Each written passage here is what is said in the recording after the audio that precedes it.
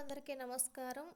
మడిని పండించడం కోసం స్టార్టింగ్ నుంచి ఎండింగ్ వరకు కూడా మడిని ఏ విధంగా సిద్ధం చేసుకోవాలి, నాటకం ఎలా వేయాలి అనేది మీకు నేను చూపిస్తాను. నేను చిన్నప్పుడు చాలా ఎంజాయ్ చేసేదాన్ని. ఆ బురదలో ఆడుకుంటూ, ఆ నీళ్ళతో అక్కడే స్విమ్మింగ్ చేసుకుని, చిన్న తొట్టు ఉండేది, ఇప్పుడు ఆ తొట్టు లేదు. స్విమ్మింగ్ చేసుకుంటూ చాలా చాలా హ్యాపీగా ఉండేది వేసవికాలంలో.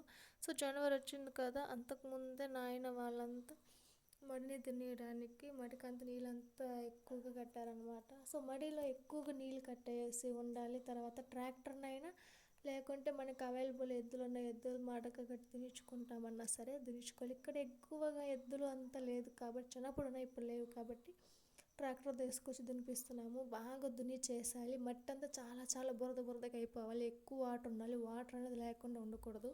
నాట్లు అయిపోయి నాట్లు వేసాక కూడా బురద బురదగానే అనేది ఉండాలి. అంతేకాక పంట ఎండింగ్ వచ్చేసే వరకు కూడా నీరు అనేది చాలా ఇంపార్టెంట్. నీరు లేకుండా మళ్ళీ ఉంచకూడదు, లేకుంటే వరి మొత్తం ఎండిపోతుంది. ఎండింగ్ వీడియో వరకు మీకు చూపిస్తూనే ఉంటాను.